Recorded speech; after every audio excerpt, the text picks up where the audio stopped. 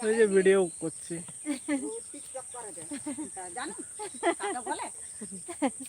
আমরাও পেরাইছি আমাদেরও তুই আমরাও তোর সঙ্গে গিয়ে টিকটক করবো জল চলে আসছে যে সকালের জল সেরকম থাকবে না তাও যদি চলে আসে सानाम को इन पाहटा खना सगुन जोहार साथे लई तबन पे और छविटा क्लियर बोधे बाय नेलोग कना से जेलका नेलोग कना कटी बड़ाय से तबन पे और कमेंट तबन पे गाते को सानाम को गे और अडी लगन लगन जोड़ाव कते कमेंट तबन पे लाइक कमेंट सब्सक्राइब सानाम को गे कमेंट तबन पे चेका छवि को बाय नेलोग कना ओना हते लाइव पर खूब बांग हेज सानाया तो चिकेया परिस्थिति अडी खराब गया तेहन तो आले नते कटी रिमिल रिमिल कदाय को कटी बगा तिंग गे पे ठीक गया चलो तो क्लियर नेलोग कना से और बार हर किन जोड़ाव कान ताबोना जोड़ाव कते किन कयो का ताबोना और कमेंट ताबोन में लाइक तराय ताबोन पे संतोषी मरांडी सागुन सेता जोहार गे दादा हाँ जोहार गे इन पाहटा खुना अडी अडी सारहाव फास्ट कमेंट लगी ते अडी अडी सारहाव किछु दिन इन हड़मो बड़ी ताहे कान ताहे रुआ हासु अडी शक्तो गे होइलना लाइक डन अडी अडी सारहाव लाइक लगी ते आ चेल लका मेना पे हाँ इन दो चेन लिया आमा लाइव करे हुं चलाव बड़ा कान रहो हिंदी तेमन बइन बड़ाया ओना खातिर ते इखैन खोजोआ चेदा से हिंदी नोते दो बेंगल एरिया तो माने हिंदी तान चेष्टाय गया किछु किछु आदो ऑल करे हों कटी हानते नाते कमेंट करे हों कटी हानते नाते को दो गया बाय असुविधा है जैक अब बांग बड़ा ठेन दो चेम चिका दाड़े चेद हो चिका और रोड चिका आजमो कना क्लियर नो आजमो कना से बांग फास्ट ओना लई तबन पे चेद लका मेना पे संतोषी मरांडी चेद लका मेना पे आले दो अडी मेस बो मौज गया अडी नापाय गया और आपे के चेद लका मेना पे लई तबन पे छविटा से बाइक अच्छा हिंदी दो बांग हाँ हाँ सानताली खान तो अडी बेसोआ अदो उनागे अडी तबो नेता माने निये समय तो तबो अडीटा कटी मांग दो नोंका हो बेस बांग ताहे कना कमेंट करे हो चिका जो जहां कमेंट पढ़ाव पिया से उनी हो बेस बाय बुझाव पिया किछु किछु ऑडियंस को मेना को बढ़ती कायते ओना झारखंड पाहटा रे दो बढ़ती हिंदी के चल मेना अब सामताड़ हो हिंदी ते को कमेंट गया को अदो इने हो इच्छा हजु जे कटी कमेंट अदो चिलका चो बेस माने तायनम कथाय लाहाया लाहा कथाय तायनम नोका इन तेगी बुझ दुñ बुझ तिया एंते रहो चिकायाम बांग बड़ाय रे दो ठीक गया होय आवाज क्लियर गे हिजुक कना अच्छा और नवा जगह रे दो हुयुक कना नेटवर्क अडी परिष्कार ताहेना तारपर हुयुक कना कोनो बांग असुविधा आले ओड़ा रे दो ओड़ा खना दो ओना हते तेगे बन चालू बड़ाया एकल बाय सापाय माने नेटवर्क ना एतो प्रॉब्लम जे फैमिली सला हम रिपोर्ट दाड़े उनका बाय हुआ ओना हते ते बढ़ती इन लाइव नेलती तो से तिना गान लाइव वीडियो इन कराव कदा गाजार रे लाटा रे बत रे बैहर रे हो नोका गे माने परिस्थिति जा जुदी खराब ताहेना चेलका बढ़ती टाइम दो नोना करे गे नोआ को तो मोटामुटी ठीक गे नोडे खुना 100 मीटर दूर रे ओड़ा कान तालिया 100 हाँ 100 मीटर उनका दूरी रे ओड़ा कान तालिया ओना जगह रे तो बेस बाय सापाय ओना हते ते इन वीडियो लाइव वीडियो को तो बढ़ती कायते नोआ लाटा गाजार तारपर हर को लिए चिदा एकला और एकला एकला गे बढ़ती ताहन तिया जेमन नितो जुदी ओड़ा रे ताहलेन खान चेलका को बना हर हाँ लाइव लिंग हेज दाड़े कोआ आदो होय नितो मा सेता पली मा पे बड़ा गया हिली मौज गया दादा हाँ अडी बेस गया इनगे नासेना किछु दिन लहारे एतो रुआ रकाब लेना माने बद बहर को कमी हुयुक कान ताहेन एतो पावर रुआ रकाबना अदिन मने ले ताहेन दा बइन बेसोआ से निंकर गिन ताहेना से चेलका अंकान बुझाव गद लेदा तो माने सेतोंग गरम ना मिटांग आर इन समय रे दो डाक्टर खाना रे जखन चलाव होइलेन था बढ़ती ओना पेशेंट को ताहे कान ताहेन हड़मो रुआ तारपर हुयुक कना मांदा नोआ ताहे कान ताहेन कठिन ओना रेन गे पेशेंट बढ़ती और सेतोंग पावरटा अडी बढ़ती एम लेदा तो इन हते ओकालका चो मिस्टेक कते डिजेलना माने ठंडा वेदर निंदा ठंडा कना सिंग दमे इजे ताहन कना माने सितुंग पावर ताहन कना और बद बहर कमी जखन कमी हुयुक कान था बद कोरेना कमी को हुयुक कान ताहन अदो सितुंग रगे ताहन तो बेसी टाइम कते बांग ताहन बड़ा होई कना सेता 6 बजे खना 10 साढ़े 11 इनका बजे माने खूब जखन बढ़ती सितुंग ताहन कना इन समय तो बांग ताहन होइना अदो नितो दो मोटामुटी बेस कने ताव कटी कटी माने मांदा दो मेना गया आरकी अदो नवा को ताहेना किछु किछु इन समय भाभी कोइल नि आदि बेसो आसे बइन बेसोआ नुना जोर रुआ कना ᱵᱟᱝ ᱵᱮᱥᱚᱜ ᱟᱠᱚ ᱟᱫᱚ ᱦᱚᱲᱢᱚ ᱡᱩᱫᱤ ᱵᱮᱥ ᱵᱟᱝ ᱛᱟᱦᱮᱱᱟ ᱥᱮ ᱨᱚᱲ ko ᱞᱟᱸᱫᱟ ko ᱡᱟᱦᱟᱸᱭ ko ᱥᱟᱸᱜᱮ ᱢᱟᱱᱮ ᱵᱮᱥ ᱵᱟᱢ ᱵᱩᱡᱷᱟᱹᱣ ᱞᱟᱹᱜᱤᱫᱚᱜᱼᱟ ᱱᱚᱝᱠᱟ ᱤᱭᱟᱹ ᱠᱟᱱᱟ तो संतोषी मरांडी अभी मौज मौज वीडियो को हजूक कना अभी बेस बेस वीडियो कंटिन्यू बनाव का तहन में और लहा से लहा इदिया बै बै तगे हाँ दिनम ओकाटा चो ओकाटा वीडियो वायरल गदो हाँ बाबो बड़ा दाड़िया वीडियो अपलोड का तहाँ हुई तबे ना ओकाटा चो हाँ यूट्यूब एल्गोरिदम रे कमी गोदाय ठीक टाइम साथे वीडियो को हम ये तहना जहाँ एक्टिंग को बेस तहन लेखान के एतो चेहरा वायरल चलाव गदो से बांग अदो अपलोड का तहाँ हुआ किछु डाउनोआ किछु अपोआ नोका तो तहन गया हाँ आलिया वीडियो निये समय जब किछु दिन लहा तो खूब डाउन तहाँ कना माने इन समय कमी करना हाँ कुठिन चाप तहाँ कना ना होते डाउन हो कुठिन डाउन तहाँ कन तहाँ समय को नोरे बन एम दाड़िया कन तहन आ लॉन्ग वीडियो बनामा किछु दिन अड्डी दिन हाँ गिन बंदो कदा ओना रहो समय बन एम दाड़िया कन तहन अदो उनका कते डाउन अकना किछु अदो नितो बै बै ते दिनम कंटिन्यू समय नाम लेखान गे मोटामोटी अपलोड लेखान गे अदो होय ठंडा गर्मी होयते अड्डी हड़ को मौज बांग को बुझेदा हाँ अड्डी बढ़ती हटाक के मिटांग वेदार चेंज ना से हटाक खातिर गे हटाक मिटांग गर्मी ना वेदार हेना हटाक गे बाखान तो आले दो जेमन आतु दिसम करे ले तहना माठ रे खेत रे बात रे बैहर रे दा रे जपु रे जतो मिटांग वेदार तहना एनते रहो माने चेद को लिया को बांग सह्य लेका हेज गो लेना अदो नोआ कारण ते सारा दिन दिन भोर तहाँ होइलना बात बैहर रे सितुंग रे निंदा खान के पंखा चालू करते जखन जपित हुई मिटांग आलादा मिटांग इजे हेजना हड़मो रे इजे बैसवना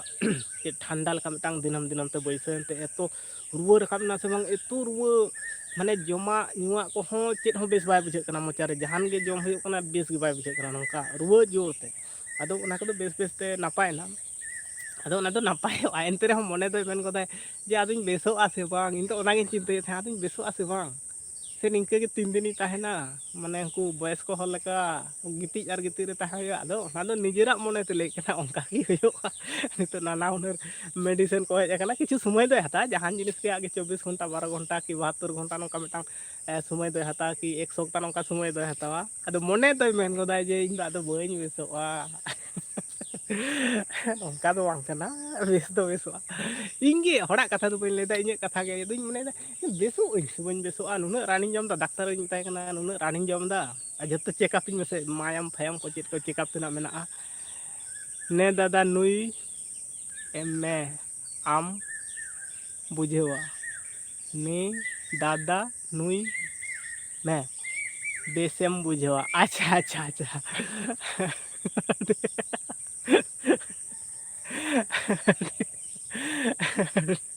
अड़ी अड़ी लाइव रे नोआ मिटांग भागे बुझा जखन फ्री टाइम तहना से माने लाइव रे रोड रोपड़ को एतो बेस बुझा से बांग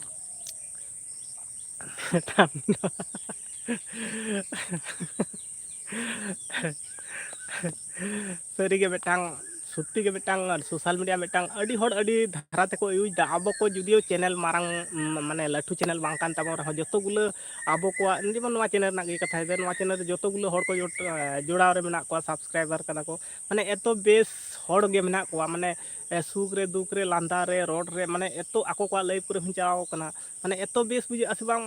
माने अड़ी बेस निया गे और जुदियो अब चैनल दो दमे भावते गुरु बनुआ तारपर नोआ सम्बन्धे हो दमे बड़ाय बनु ताबना और जहां को बड़ाय बना तको उनको को पत्ता गे अब को बाको माबन कना अब हुडिंग हुडिंग जहां चैनल मन बनाव कदा उनको के माने चेत सपोर्ट करते बो बै बै ते बो लहा कना और मारांग मारांग चैनल को दो अब तो पत्ता बाको माबन ना इन अडिंग कमेंट का को मारांग जहां 30,000 50,000 नोका को सब्सक्राइबर ना को आदो किछु कमेंट करते इन पा किछु टिप्स लिया ले पे ओका लकाते मिटा मारिया वीडियो को किछु वायरल तले मा अडी गान मारांग चैनल को बाको एमा जतो तो बाको समाना किछु को दो को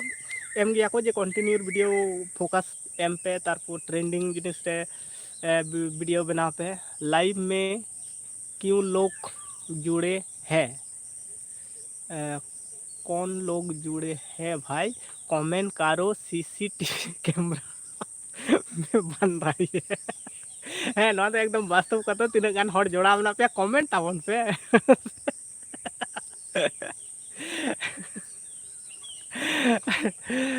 तीना गान हड़ पे जोड़ाव कना सारी उतर गे कमेंट पे से आपे कमेंट हो अडी बेस बुझा जहां लका गे कमेंट तबन पे चिका पे बड़ाय आल पे लाजा ताबना चिदा से कमेंट नाइस कि ओकारेन कनाम कि जम केदाम से बांग निये रहो बढ़ती कथा बांग रहो निये को कमेंट नोआ कोगे कथा के अड़ी इम्पोर्टेंट कथा कना जे ओका दिसम खन दादा से हिली से मई से बिटी से जहां गे हुई कमेंट दियाम ओका दिसम खन आर जम बड़ा होना से बांग वेदार चेकना निये को सैम्पल कथा को कमेंट आय खान के जहां लाइव पे चालू कदा किंबा जहां को नेल दाको उनको हो अड़ी बेस को बुझा तारपर हुयो कना जतो के बेस मिटांग इजा सीसीटीवी कैमरा मोड़े हड़ को जलाव कना मोड़े हड़ रे मी हड़ के कमेंट ताबना संतोषी मरांडी और बाकी हड़ दको कयो का कमेंट ताबन पे जहां लका के कमेंट पे गानो बांग गानो आबो कोठेन से नोआ को कोनो असुविधा बांग कना आदो किछु हड़ को लिया मा पाले चिकन कमेंट कना उनका दो बांग आम नाइस फाइस जागे चिलकाम दाड़िया उनका के कमेंट में उना गे अड़ी बेस बुझा इन दो मैक्सिमम प्राइगिंग कमेंट आको गया अदो जतो हड़ कमेंट को चिका चको बुझाव गया को जहां यूट्यूबर कना को मा तबे इन हो नौका गे अच्छा ठीक गया अड़ी अड़ी सरहाव और आयमाम कमेंट का तबना निया लगी ते अड़ी अड़ी सरहाव और नौका गे टाइम को हिजुग खान दो टाइम को पे नाम खान दो आरो नौका गे लाइव करे जोड़ा तबन पे ठीक गया अड़ी अड़ी सरहाव और नपाय ते ताहेन तबन पे संतोषी मरांडी सीसीटीवी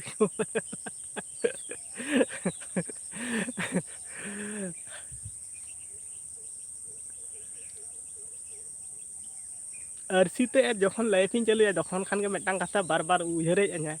दिनम पर दिनम नोआ डाटा से अड़ी फाक इदी कान तिया माने लहा दो हुडिंग ᱧᱚᱜ ताहे कना जखन के अरसीते ñeloa तखन खान के नोका लाइफ इन हेज लेन खान के जखन इ रोड़ा तखन मिट घारी बात इन हिजुग कना अड़ी बेस हिजुग कना दादा अड़ी बेस कमी मेना खान दो कमी फास्ट कमी तारपर आबो को दो नितो बाम जोड़ा रहो दिनम बाम जोड़ा रहो बेस 10 मिनट बाद ठीक गया अड़ी अड़ी बेस अड़ी गान कमी को तहन गया आरो आय होड़ा कमी मा अड़ी गान के तहन गया ओरा संसना न कमी ठीक गया बाय बाय न कमी तहना से माने लेते हो बाय मुचतो आय अड़ी गान कमी तहना आरो बढ़ती कायते सेता आतो दिसम करे मा आरो सेता ना कमी को दो अड़ी गान गुरी गिडी जो राचा तारपर इसिन बासांग तारपर हुयो कना गे हुडिंग गिद्रे को तहन खान उनको हना स्कूल सजाव सपड़ाव हेनतेन अड़ी गान कुड़ी हपना दो कमी तहना माने आय होड़ा दो अड़ी गान के कमी तहना ताव अलिंग होड़ा कथा दो बन लेदा अलिंगा कथा के बाना होड़ के जे नितो टाइम में हेज दाड़िया नोकान समय बाय होय दाड़िया तिकिन टाइम हो माने कुनु दिन इन प्राय गिन लेया दिनम गिन लेया जे अगुया बाना होड़ लिंग ताहेना हा लाइव रे बाना होड़ लिंग ताहल खान आरो ऑडियंस हो को ताहेना को तारपर अड़ी गान कमेंट को हजुगा रोड रोड अड़ी गान होयो ओना समय के बइन माने बांग होय दाड़िया कना इन कुनु रकम ते समय नाम हे खान दो आया समय बाय होयो कना नोका जे कना बांग गानोआ चिका ताहले कमी को दो ढिला और कमी को ढिला लखन फास्ट कमी साथे नोआ हो साव रे दोहो का होयो ताहले इजे माने नोआ चिता रे एकल इजे उत लखन माने फोकस एम लखन तो बाय गानो कना नितो धबि तो और चेर को लिया को माने जतो से अरेंजमेंट करते चालू इदी होयो जाते ओनते हो आलो इजे मा नते हो आलो इजे मा नोका करते चालू इदी होयो और नोआ साव रे जतोटा संभव राजू मुर्मू सागुन सेता जोहार गे हाँ सागुन सेता जोहार गे राजू मुर्मू आ चे लेका में नाम ताबोना लई ताबोन में राजू मुर्मू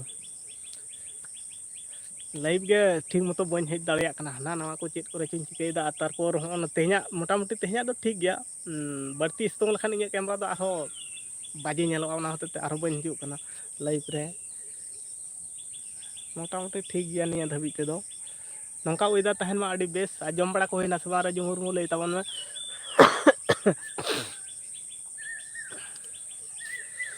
राजू मुर्मू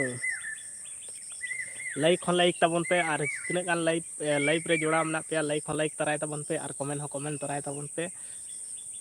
जम बड़ा के तापे से बांग ना हो बड़ाय चोइन ताबन पे इन दो हा नासेना इन नाश्ता ᱧᱚᱜ कान ताबना खजड़ी को 8टा 6 साढ़े कना दाका को दौरी जम होया दाका जम कते आरो हा इᱧ दो हा कमी को दो मेना ओना को कमी होयोआ और हो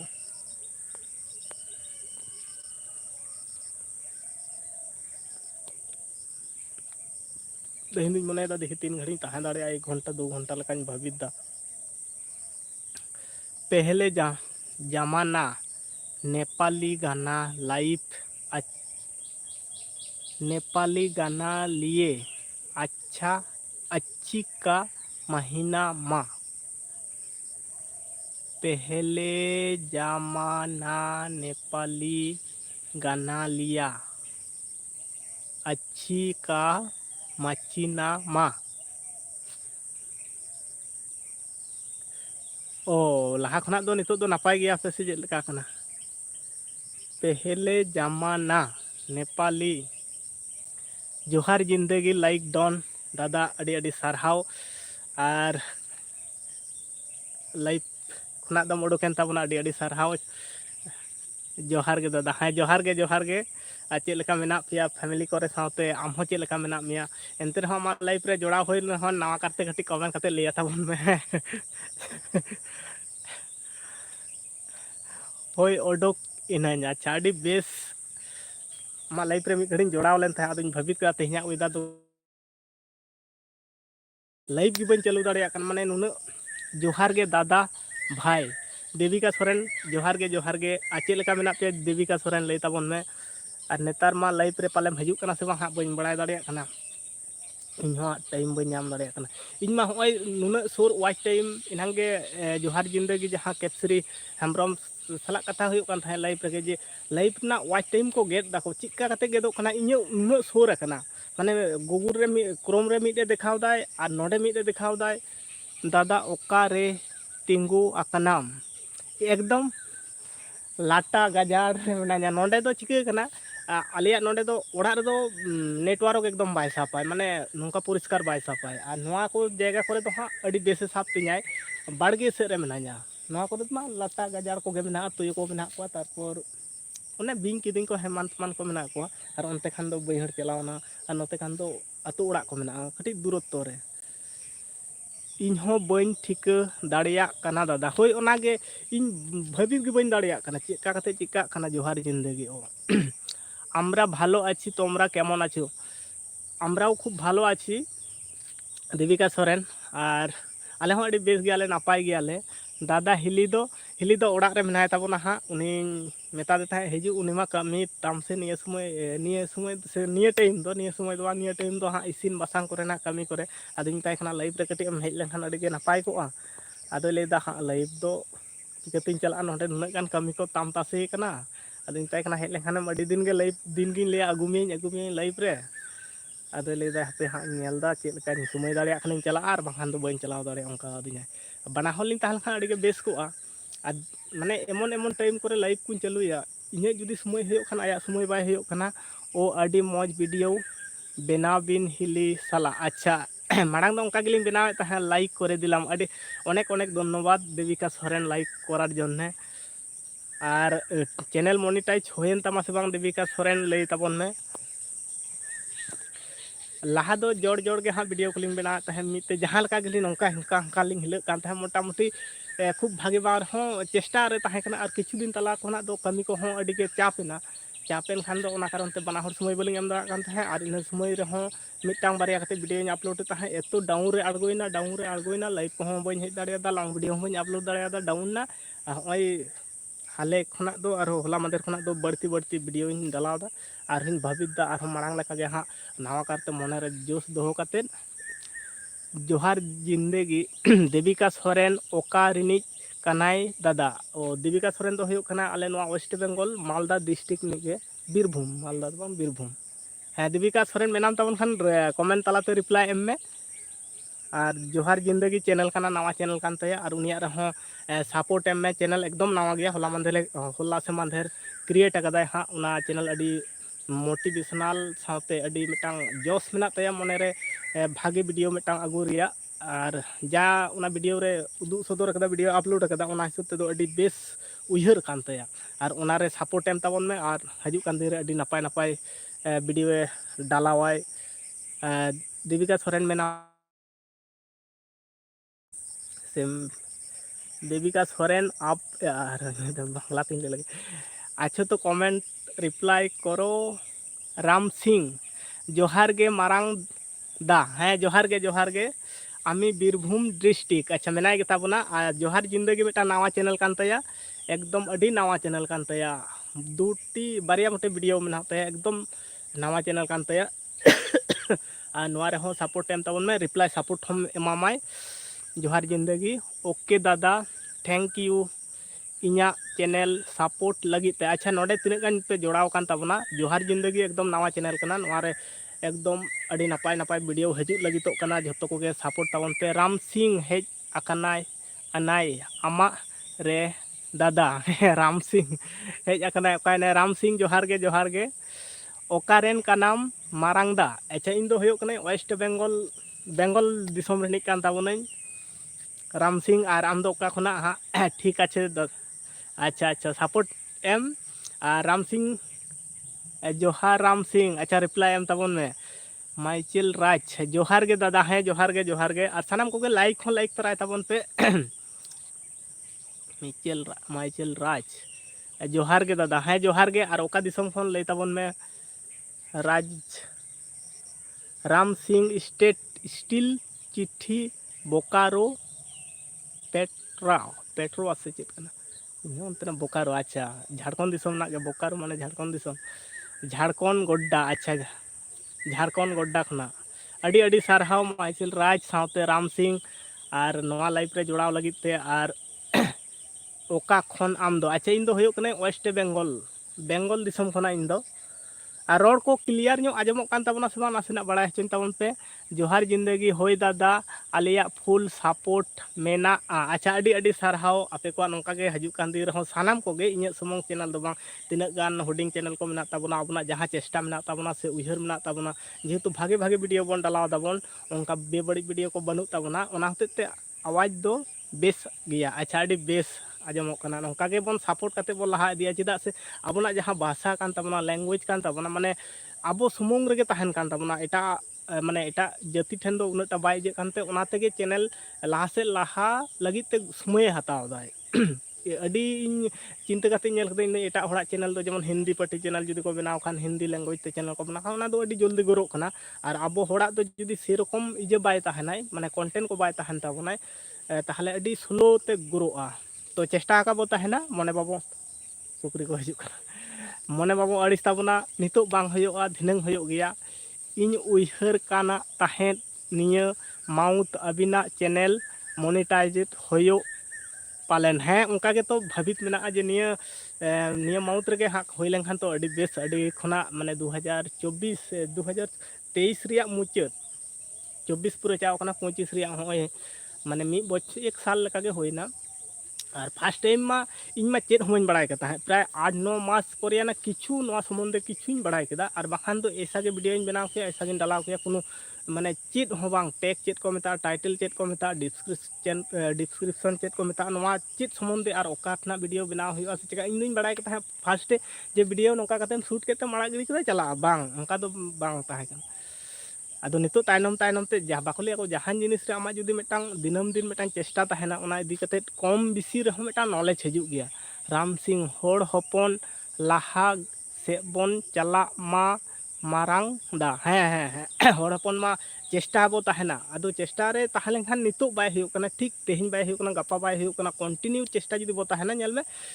आस्ते आस्ते आस्ते आस्ते बो लाहा गया। और अड़िस हजू गया नवा ताला रहो किछु बाको लिया को मिटांग इजे तो ताहन गया नेगेटिव पॉइंट दो ताहन गया ओना को कटी एंडल काते चलाव दी हुआ। जोहार जिंदगी इन हो तो दादा उनका गे बन बड़ाय ताहन। हाँ हाँ ओना हते ते ओने तो बाम लेकिदा जे हानाटा चैनल दो मिटांग इजे कना अड़ी रकम शुधु नोआटा टुकुन ताहे कान तिया जे बैकग्राउंड म्यूजिक बांग लगाव हुआ होड़ा वीडियो बांग एम हुआ नोका मिटांग दिसो ताहे कान तिया। आदो बाकी जे चिका काते चैनल टा चिका सेटिंग हुआ गूगल खन से चेक खन सेटिंग दो लखान कटी हड़ को ठन बड़ती छुड़ियो दा एमनी गिन बनाव कदा उनका कते अड्डी दिन आनाइन बड़ाय कदा ओना संबंधे लड़ा घाटा हनिया चैनल नेल नुया चैनल नेल तारपर उनका कते गे हाँ आदो बई बईते बड़ाय मा इन आदिन तायनम तिन भाबाव कदा जे अड्डी अथाम नोआ तो कमी बाकी मेना गया। दादा अड्डी अड्डी नापाय कथा को ताम बुझे कना नापाय कथा दो ना वास्तव कथा के कना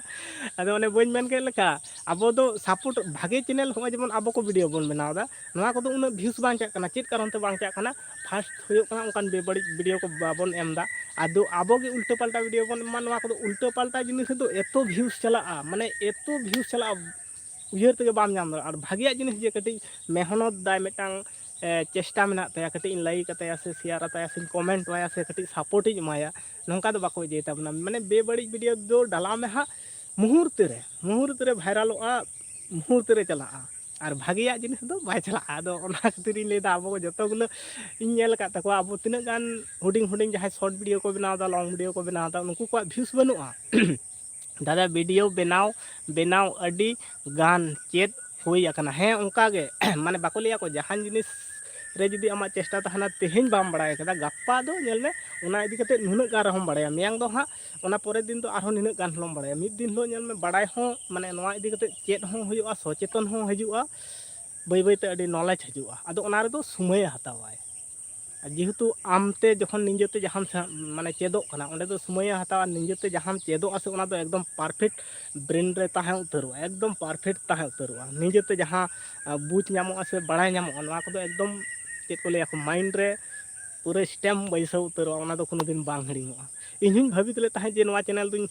किछु दिन लाहा दुñ भाबित ले ताहे चेद चो समस्या कना से चिके कना व्यूज को बाय चला कना ताहलिन डिलीट आदुñ भाबित केदा आदो अडी गान गाते को नाम होइना जे नोआ चैनल चेद जहाना इशू मेना चेता आदो को लबा नोआ ठीक गया मोटामुटी स्लो ते चला कना तो स्लो गे चाव चुनी असुविधा बांग कना कोनो दिक्कत बनुआ अडी नापाय गया होय दादा उनका गे नेतार दो चला कना है होय दादा सारी कथा मेन केदा है नोआ मा कथा कान गया अडी होड़ा बन नेल कदा कोई माने होय जुदी नितु कथा गे नेल में शॉर्ट वीडियो रे दो मेटांग चेद को लिया को बड़ी लैंग्वेज ते जहाना को जहां के लेगुत काय में माने नुना सपोर्ट नामा फुल सपोर्ट माने कमेंट सेक्शन रे जुदी नेला से फुल सपोर्ट पेरेज चाबा का बी स्टार ऑफिशियल जोहार गे सोनामाला दादा है जोहार गे बी स्टार ऑफिशियल जोहार गे इन पाहटा खुना से नोआ चैनल पाहटा खुना अडी अडी जोहार आ चे लेका में नाम ताबना ले में दादा तीना दिन होय आकना चैनल बनाव कातेद 2023 रिया मुचाद महीने रे बनाव होय आकना आ 24 पूरे चलाव कना 2023 रिया मुचाद खन साब काते 24 पूरे चलाव कना और होय 25 जून हेज आकना 20 स्टार 200 जोहार गे सोना सनाम गाते को हैं सनाम को गे जोहार 20 स्टार आ चे लेका में नाम ताबना ले ताबन में हाँ नौका होय कना माने नोआ वीडियो नोआ जिनिस गे ओने बइन लेकदा माने नोआ दो एकदम नेचुरल वीडियो को बना तो जेमन अलिंगा खतरो गे माने जहान लेका गिलिंग ताहेन कना जहां लेकान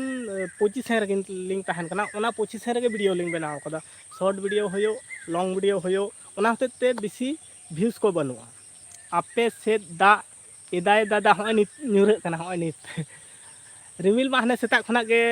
ताहे कना होय नितो दो एकदम न्यूरे कना उनका दो बा हल्का हल्का न्यूरे कना आदो अलिंग इन दो जहान नेचुरल जहां मेना तिया जहान अवस्था रे मेनाया इन अवस्था रे हा वीडियो कुन बनाव कदा शॉर्ट वीडियो होयो लॉन्ग वीडियो होयो इन अवस्था रे माने नोआ इदी कते जे दोमे आर उन्नी तके पे बड़ाय गया आतु दिसम रे मा नासेना जुदी वीडियो बनावा माने दादा बी स्टार वीडियो हो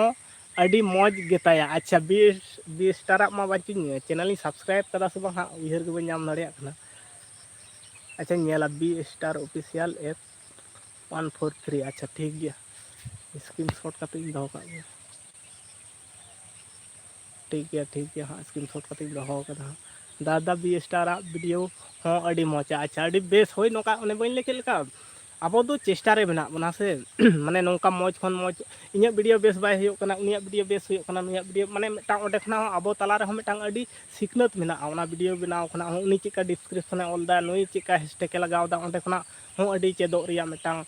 फॉलो लेखान बढ़ाय नामो गया जे नोआ नौका जे कदा नोआ टाइम में अपलोड कदा से नोडे खना हो अडी गान बढ़ाय जोंग रिया मेटा इजे मेना ताबन आदो आबो को दो चिदा से मेटा ची ले तहन ओ मेटा जेमन निना टाका ते रिचार्ज कना नेलते जहाया वीडियो नेलते गे मेटांग नोआ एमबी को चाबा कोआ आदो नोआ एमबी दो अब दो मेटांग वीडियो अपलोड रे बन लगावदा पालेन गे चो हा हापेन दिन रे मेटांग नोआ खना गे अब बन मेटांग किछु हलो बन नाम दाड़िया दादा हिली सला कुकिंग वीडियो बनाव बिन अच्छा कुकिंग वीडियो मांग दलिंग बनाव तहे फास्ट जखन जतगुलो जे लॉन्ग वीडियो तहे कना से किछु किछु वीडियो को दो बनाव होय कना एकदम बनाव होय कना होय 2-3 महीने खना के बन अपलोड दा लॉन्ग वीडियो को आदो चिका कना कटी समस्या लना एडिटिंग ना जहां एक्टिंग एडिटिंग तहे उनी चेक को लिया को इजे खकोय कान तहे प्रीमियम ने खकोय कान तहे उना होते ते लॉन्ग वीडियो कटी अपलोडिंग बंद केदा काइन मास्टर ते मेटाई अपलोड तहे एडिटिंग तहे उना खना उनी मेटांग बाखान दो वाटरमार्क रकाब कना उना होते ते आदो जखन जेना आदुन बात केदा ᱟᱨᱦᱚᱸ ᱦᱟᱸᱜ ᱪᱮᱥᱴᱟ ᱦᱩᱭᱩᱜᱼᱟ ᱡᱚᱦᱟᱨ ᱜᱮ ᱟᱪᱪᱷᱟ ᱞᱟᱦᱟ ᱦᱚᱸ ᱟᱹᱰᱤᱜᱟᱱ ᱵᱷᱤᱰᱤᱭᱳ ᱠᱚᱞᱤᱧ ᱰᱟᱞᱟᱣ ᱠᱟᱫᱟ 30 ᱡᱩᱱ ᱠᱷᱚᱱᱟᱜ ᱵᱚᱸᱜᱟ ᱵᱩᱨᱩ ᱠᱷᱚᱱᱟᱜ ᱛᱟᱨᱯᱚᱨ ᱦᱩᱭᱩᱜ ᱠᱟᱱᱟ ᱫᱤᱱᱟᱹᱢ ᱫᱤᱱ ᱞᱟइफ स्टाइल जहाँ ताहे कना एकदम अड़ीगान वीडियो के डलाव में बी स्टार ऑफिशियल मैं ठीक हूँ आप कैसे हो सोनामाला दादा हम आले हो अड़ी मौज गयाले नपाय गयाले ओका ऐप ते एडिट कनाम दादा नितो दो हाँ अड़ी नॉर्मल ऐप तीन एडिट दा मांग मा भियन तीन एडिट ताहे 100 वीडियो जखन एडिट कुड़ाव केदा ओनारे आदो मिटांग इजे हजू कना मैंने प्रीमियम खकोय कना अच्छा भियन ते जखन भियन परे काइन मास्टर साब होइना काइन मास्टर रे अड़ीगान हर दो हना इजे को माने प्ले स्टोर खना के ओल वर्जन रना को हताव कदा इनमा ओल वर्जन नाम गे बन नाम दाड़ियादा आदो ओना हो प्रीमियम खकोय कानते उनी हुन बात केदिया आदो नितो दो मिटांग एकदम नॉर्मल ऐप जहां नुई जे इनसार्ट दो बांग जे यू काटिंग एडिट दा माने ओना रे हो दिक्कत मेना नेल दाड़िया कना पे तीना इजे मेना 100 वीडियो वीएन ते जखन एडिट होय कना आदो उनी बाय सपोर्ट रे बाय हजू कना उनी प्रीमियम खकोय कना जे निना टाका पे में निना टाका रिचार्ज में सब्सक्रिप्शन कराव में ताहले आम चैनल से नामा और बांखान दो बांग अच्छा काइन मास्टर हो सेम केस गे दादा वीएन ऐप ते एडिट में अड़ी सिंपल गया है ओनाते हो 100 वीडियो एडिट कदा भियन इजे ते हो एडिट ते हो 100 वीडियो एडिट परे 100 वीडियो एडिट परे आदो बाय कमी लगितो कना माने चेत को लिया को ओना इजे स्पोर्ट बाय हुयो कना उनी आदो इजे खकोय कना पैसा खकोय कना इनमा काइन मास्टर ती बन गाना जतो खना सुविधा भियन गे जतो खना अड़ी परफेक्टा तो ओनाते हो 100 वीडियो एडिट कदा अच्छा काइन मास्टर ते हो 100 वीडियो एडिट परे माने आदो ओना दो नोका इजे खकोय करा प्रीमियम खकोय कना आदो ओल वर्जन रे ले दो को लेदा अड़ीगान हर जे नो ओल वर्जन लोड होयोआ ओना नाम गे बन नाम दाड़िया कना सुदु आरो चेष्टा होयोआ हा ओना होते तेगे लॉन्ग वीडियो कटिंग अपलोडिंग बंद हतार केदा भियन जतो खना अड़ी अलगावा और सोजेया भियन और ओना ना इजे कैपेसिटी को अड़ी बेस गया अड़ी अलगा गया जहां बांग बड़ाई हर हो माने नुना सोजेते बुझाव दाड़िया भियन रे अड़ी सोजे एटा एटा एप्लीकेशन को कटी जे समस्या गया किंतु भियन रे दो माने अड़ी सोजे नुना सोजे से बांग अड़ी सोजे गया बांग बड़ाई हो मिद बार धाव नेल लेखान गे एकदम परफेक्ट अड़ी चराय गान गद का जतो किछु के अड़ी सोजे गया 100 ओनाते हुन एडिट कदा नितो मा जतो रे हाँ प्रीमियम को कोय कना को चेतेम जेया होय दादा अड़ी अलगा गया हैं इन 100 वीडियो एडिट कदा ओनाते 100 लॉन्ग वीडियो ते शॉर्ट वीडियो ते 100 वीडियो एडिट कदा नितो मा नवा चैनल रे वीडियो मेना प्राय 1K प्लस होय लगितो कना हाँ दादा 1K प्लस होय लगितो कना नवा चैनल रे माने 100 वीडियो एडिट कुड़ाव कदा ओनाते हो आदो नोडे खना किछु अर्निंग हेज लेखान ताहले किछुटा इजे गान को आदो आपे हाँ तिना तायनम रे मेना हाँ रस्का दिन उन दिन ना मेहनत से उन दिन ना कमी फल हाँ अड़ी सोर गे हेज सेटर होय कना और यूट्यूब रे नेल नेल तेगे चेत आकानाኝ दादा अच्छा अड़ी बेस इन्हों उनका खना गे हाँ इन्हों इन चैनल बनाव तेत इन बनाव ले तहे माने ओना नेल तेगे बनाव होयना आदो सेटिंग मा चिका कते सेटिंग होयोआ ओना हम बड़ाय के ताहे इन दो सैंपल नोडे खना के जा बनाव कदा दिए फिर आरो भागे मिटांग उनकान गाते यूट्यूबर गाते के उनी कुली के दिया दे नोडे खन नोडे सेटिंग होयोआ तो बेना मिटांग छुड़िया फर्स्ट टाइम जुदी नोका सेटिंग ताहे को से पहले क्रिएट लेनखान ताहले विशाल मिटान नित धबिते अडिगान चलाव को और नोका जुदी बड़ाय ताहन खान ओने बांग को लिया को बांग बड़ाय रे दो कटी माने इजे गया गड़ बिरो गया आदो ओना तायनम देखी आदो इजे केदा मिटान चैनल और मिटान बनाव ले ताहे बनाव तायनम ओना 0 सब्सक्राइबर खना व्यूज कुटिन चलावना ओना तेगे जोहार जिंदगी मिताम खना नवा चैनल तो ट्रेंडिंग ना टॉपिक हताव में और अड़ी जोते चला बी स्टार जोहार जिंदगी आप भी बहुत अच्छा वीडियो बनाते हैं हैं ओना गे लेदा उनिया हो अड़ी नपाय नपाय गेते और बांखान दो एटा को नेल कदा माने उयहर माने हर किछु आया फेस नेल ते हम बड़ाय दाड़िया जे ओका कैटेगरी रे नुई हर कनाय से ओका उयहर भावना ताहनते अडिगान हर नेल ते को उरुम दाड़िया को अड़ी खुशी बुझा जुदी अबिना चैनल मोनेटाइजोआ और मोनेटाइज होयो गया ना होय कटी देरी कान हम bang arak hoya ona hotete noa channel re kono dikkot banua mane nit dhabit te onkana ije kodo bang hej akana isu kodo bang hej akana thank you besta देरी रेहो हाल दो बन अड़ा तबना मोटामुटी एकदम मोनेटाइज होयो गया कटी समय होयो कना आयमा साराव नासेना होयतो समय हताव दाय ओना हतेते माने ओना वाच टाइम होला गे नेले ताहे अडिटा सुर चलावना नोडे देखाव दाय न नाडे देखाव दाय न ओना हतेते आरो तेहना ओना इदि कते हा कटी चुलु नेल होयो चे रे चिके कना ओका खन से आरो चे रे चिके कना ओना नेल होयो मोनेटाइज होयो गया आपे को दया दुलर मेना सपोर्ट मेना हाँ जहाँ टेन मिटन बाको लिया को अड़ी गान होड़ा मिटन सपोर्ट तहना से मिटन अड़ी गौरव मिटन इजे बुझाव गोदोआ ना अड़ी चेक को लिया को माने जहाँ दो लेते बाम प्रकाश दाड़िया ओके दिए पॉसिबल दादा होयो मिटन आयमा होड़ा मिटन इजे तहन मा थुम दाड़े तहन मा से माने अंडे तो बांग एटकेटोड़ेआ थैंक यू कोई बात नहीं हम सबको एक दूसरे को सपोर्ट करके चलना है हाँ नवा तो एकदम वास्तव कथा खाना माने एक दूसरे जुदी सपोर्ट जुदी बाम तहना से माने अड़ी जे इनगे बन जे को आसे उनी बन जे को उनकान कथा तो बांग कना आम चाहे आमा मन मेटा मनमिया कर्तव्य चेका कना इᱧ कर्तव्य होयो कना इन सपोर्ट इन चाहे आज सपोर्टनी बाय सपोर्टनी ओना दो मारंग कथा तो बांग कना आमा खुद रेना मिटांग सोच ताहे दरकार कना जे इन सपोर्टिया इन फुल सपोर्टिंग माया झतो लगा तके तिनटा इन ठेन बड़ाय मेना ओना को जानकारी हुई माया साथे सपोर्ट हुई सपोर्टिया आया जुदी ठीक उयर तहन तया उनी ठीक निश्चय सपोर्ट में गया हर कोवा इम्प्रेशन बिन बेनावा चैनल मोनेटाइज लेन खान है आदो हम अड़ी अथम नवा रे हो कमी को मेना ना तायनम माने फर्स्ट टाइम मिटांग मोनेटाइज होय लेनखान मिटांग रजिस्ट्रेशन होय लेनखान के मिटांग चेलका बुझा अड़ी बेस बुझा साथे नवा तायनम को वीडियो ना क्वालिटी को हो भेगार भेगार अगु होयोआ और अड़ी मौज धारा के हाँ अगु होया ओना इदी कते हो चिंता होय कना फर्स्ट टाइम नका कते के हाँ मोनेटाइज होय लेन के से हाँ अड़ी सोर रे मेना माने मिटा खुशी बुझा उन दिन माने होय तो प्राय 1.5 साल लेका के होय लगी तो माने उन दिन मेहनत नवा चैनल सुमुंग दो बांग खाना नवा तला रे अड़ी इमोशनल कहानी को जोड़ा मेना चेदा से मिटांग वीडियो बनाव रे जहां वीडियो को बना उनको को बड़ाय दाड़िया जे मिटांग वीडियो बनाव रे चेलेका बुझा माने तिना होड़ा रोड माने चेत को लिया को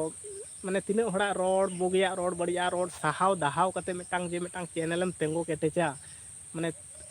जहां को बना से उनको को बड़ाय दाड़िया संतोषी मारांडी सेटेरेन ताबोनाय अच्छा अडी बेस अपू किसको हाय हेलो जोहार गे जोहार जिंदगी दादा लई ऑफ सेन कमी गया हाँ आम चेत आमा आम अनिभार ओना गे आम गियाम हाँ ओना मा कथा कान गे एकदम हेलो अपू किसको जोहार गे हाँ हेज इनइन दादा अच्छा अडी बेस फास्ट जोड़ाव लेन ताबोनाय संतोषी मारांडी नुया हो अडी नपाय नपाय इजे मेना ते माने वीडियो को डालावाय और होय नितो हेज एन ताबोनाय किछुन लहारे कमी से जहाना के ताहे कान ताहे हेजनाय दादा अडी रा गे सानावा हेचे हाँ आलम लिया नवा कथा किछु किछु समय रे जखन व्यूज को डाउन हुआ से किछु जखन के व्यूज डाउन ताहना मिटा मानसिकता टेंशन ताहना साउते ओना तला रे जुदी मिटा आर मी हर जुदी आम मिटा चेत को नेगेटिव फ्रॉड जुदी एमामाय माने ओना दो जहां को कराव कदा उनको को बढ़ाय दाड़िया जहां नवा चितान रे को कमी कदा उनको को बढ़ाय दाड़िया अदर्स एटा हर दो बाय बढ़ाय दाड़िया मिटा कैमरा सामंग रे होय जे मिटा फेस अगू कते रोड अडी गान होड़ सला मिटा वीडियो बनाव साथे वीडियो रे मिटा मुस्कान चेहरा दोहो कते रोड नवा हो बाय सोजेयाय अडी कष्ट को गया मिटा सारा दिन कमी लंगा हेनतेन उमुक तुसुक ताहे कते जे मिटा एनते रहो हर चेत बोन मिटा को बाको सपोर्ट ए मुना आबो लेकान को दादा बाको मेना माने मिटांग बांग सोजेया जहां जिनिस के बांग सोजेया अडी माने इजे मेना एनते रहो जे आबो को होय जे मिट बेड़ा जहां लाइव रे बो चला कना बोन इኛ 1K सब्सक्राइबर को पुरौ लेन खान इन समय रा उतर लेदेन दादा है नवा एकदम अडी के इनमा 1K जखन बस बास्कियम जम को हुई ना दादा आउरिया खजड़ी को जम बड़ा हुई कना हाँ और बसियम जम को आउरिया हाँ और इन जखन 1K को सेटल ना इन मा कमी रिन तहे कान तहेन बाहरे कमी चलाव कना आले नखन जस्ती दूर संगीन दो बन जाओ कना हांडे गे आदो जे मिटांग केकिंग गेता से ओड़ा फैमिली साला जे 1K को पुरोना नवा रस्कन आर्जाव कते आपे को नवा रस्क साला आपे रस्क ना मिटांग मूवमेंट उदु आते ओना समय बन नाम दाड़ियादा जे मिटांग 1K को पुरोना तिना मिटांग गौरव और रस्क रिया मिटांग बुझाआ उन दो इन दो बाहर रे मनाया आ फोन कते ओड़ा रकम ताई हना 1K को होयन तमा आदो उन समय तो चेका बुझे कना मिटांग मेड हारे से मने रे 1 को गाते को फोन दाको ओड़ा खना को फोन दाको जे होयना को नवा के मिटांग अडी मिटांग नावा लगी तो अडी मारा मिटांग इये कना आरकी चेत को लिया को अडी गौरव मिटांग रस्क ना मिटांग जिनिस कना 1 ओड़ा खना को फोन दा दो चेत हो चिकतना बांग तहेना केक मेक हो बांगे होइलना इनकर गे तहेना तहेन गया 2K जखन को पुरोना को उन हो कमी रे चलाव कना उन हो ओड़ा खना को 2K को पुरोना को माने रस्क मूवमेंट गे आपे को सला शेयर गे बांग होइलना मिटांग उनका कते गे तहेना नित धबी आदो ओका समय रे हा तैयार इन होइल ले दाया कना आदो संतोषी जोहार गे बसियम को हाँ अच्छा जोहार जिंदगी मिटांग चैनल कना संतोषी मारांडी और नवा चैनल हो सपोर्ट में एकदम होला मांधर क्रिएट कना और अडी मौज धारा वीडियो को बनावे तबनाय संतोषी मारांडी जोहार जिंदगी मिटांग चैनल कना कैपश्री हेम्ब्रम चैनल कना अडी नपाय नपाय दादा 2K हको पुरौ आकाना ताय हाँ 2K हको पुरौ कना उनहो कमी रेगिन ताहे कना माने एतो माने मूवमेंट माने रस्कना मूवमेंट शेयर होयोआ माने ओना गे बन माने ओना ऑक्टो गे बांग नाम लेना समय गे बांग नाम लेना आदो हेचो ओकाटा समय रे हा ओना मिटांग तैयार दो तैयार करते मिटांग शेयर होयो गया मौज गयाम दी अच्छा रिप्लाई माय ताबन में हा जोहार जिंदगी अंका कते गे तहेना 1K रे तिना गान हर केक को गे ताको मिटांग परिवार साला जेमन आले दो फैमिली ब्लॉग ताहे कना किंतु फैमिली आते मिटांग वीडियो बना हुई को उना समय बांग नाम लेना माने उना समय ना परिस्थिति बांग होइलना उनकान पर्या 2K होइना उना हो बाहर रे तहेना अदि चिकया माने चेक को ले माने नसीब गे बनुआ उनका कते तहेना अडी मुश्किल आदो होयो गया मिद दिन बांग मिद दिन उना दिन दो हा हिजु गया जे मिटांग फैमिली साला भागे जे होया मौज गियाኝ संतोषी आम दो चेत लेका मेनामा अच्छा रिप्लाई माय ताबन में संतोषी मारांडी जोहार जिंदगी लेदा मौज गियाय और नुई हो लाइफ इन हो मौज गे दी अच्छा अडी बेस निंका गे हजू कान दी रे सनाम को मौज बो ताहेना और अडी रस्क सला बो ताहेना और एक दूसरे के सपोर्ट काते बो ताहेना हेसे और नपाय नपाय वीडियो बन चेष्टायाबन नपाय खन नपाय होय दाड़िया वीडियो बो बनाव दियाबन नोंका काते गिनल पे हजू कान दी रे वीडियो अपलोड का बो ताहेना जतो खना नेल कदा अपलोड का ताहेन खान नेटा व्यूज कमो कना डाउनों कना पोरेना दो ठीक ओना खना बढ़ती चला ओना खना बढ़ती चला नोंका नोंका काते गे हां दादा ब्लू टिक एमा मैसेज इᱧ चैनल रे ब्लू टिक चिलका को एमा इमा उन हुबन बड़ाय हां सेटिंग रे चलाव कते चिलका कते ब्लू टिक तो चिलका को एमा ओके हां नेल दा दमे इहो दमे लाइव इदी कते दमे नॉलेज दो हाँ बनू तिना एनते रह ब्लू टिक तो चिलका कते नेल ताको गया जे ब्लू टिक हेज अकना उनुई दादा आयुब बेला दो ठी तीरे लाइव एम हिजुआ आयुब बेड़ा दो माने उनकान लाइटिंग पोजीशन हो बनूआ और ओड़ा रे इजे बाय सपाय चेत को लिया को नेटवर्क बाय सपाय उना होते ते तिकी नोंका सेता नोंकान टाइम को गिन चालू बड़ा गया माने आयुब बेड़ा जुदिन चालू किया से लाइव ताले अडिगान हर को जोड़ा को आलिया उना ओड़ा जायगा रे दो नेटवर्क बाय सपाय उना होते ते आदो आयुब बेला को दो बन चालू बड़ाया दादा आयुब बेला बन चालू बड़ाया उना होते ते और आयुब बेला लिंग बना हर सावरे जुदी लिंग चालू किया किछु रे हम टांग अडी बेस बुझाव को माने हो जेमन एकलाते रोड दी हुयो कान बना हलिंग ताहले खान बना हड़ाते मिटांग समिस्ते जेहेतु बना हड़ गे मेना लिंगा अलिंग दो इजे हड़ कना लिंग त्रिपुरुष कना बना हलिंग ताहले खान आयुब बेड़ा खान दो आरो बढ़ती हड़ को होय दादा तबियत हो ठीक बनु तमा नित दो थोड़ा रेस हाता में है ओना तगे कटी रेस रे मेना आमा चैनल रिंग गाते को ठेन जॉइन दाड़िया ओना लेका ब्लू टिक नाम खान ताहेन अच्छा ओना मा ब्लू टिक संबंधे चेले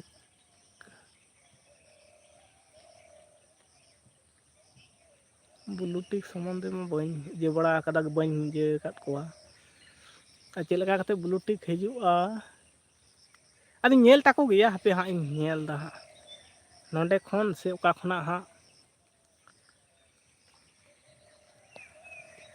अच्छा ओना दो पोरे नेल दा दादा यूट्यूब वीडियो नेल में मेना तिया अच्छा नेल दा ठीक है हम अच्छा नेल दा नवा इदी कते हाँ नेल दा यूट्यूब वीडियो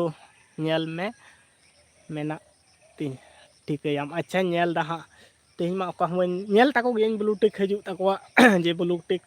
ताहेना उनका अदो हाँ नेल दा हाँ पोरे इजे रे दो हाँ इजेया जोहार जिंदगी अच्छा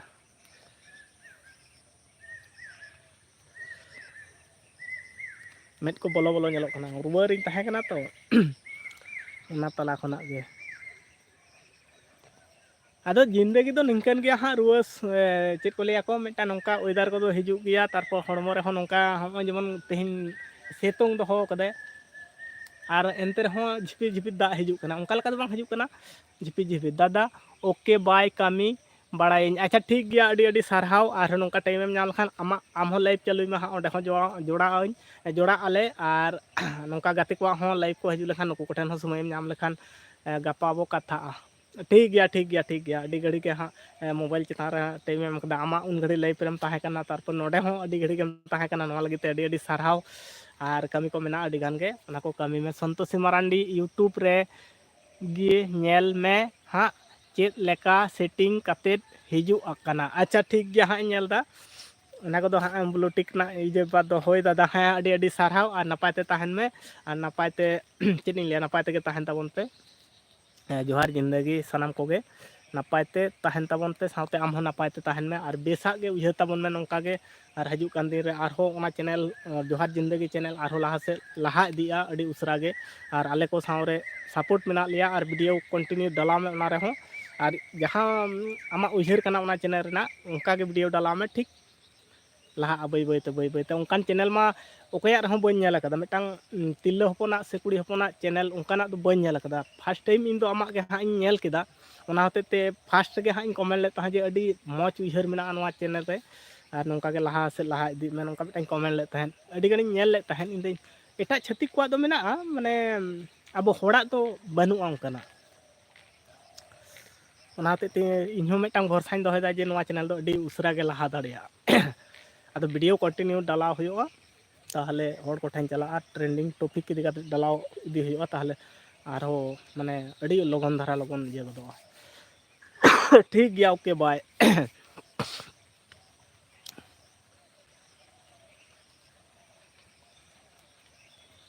ब्लू टिक इदी काते हाँ नेल दा हाँ तेहिन दो बन दाड़िया ताबन कना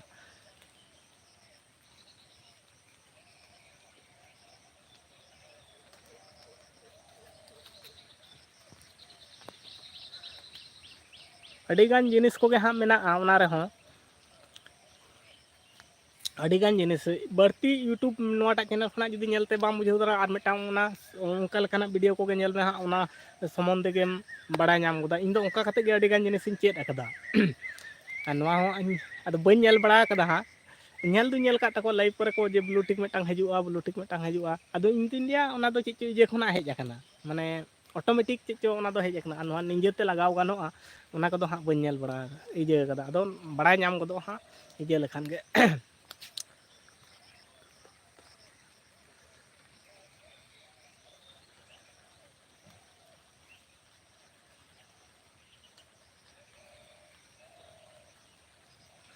संतोषी मरांडी अच्छा ने दादा हरक में अच्छा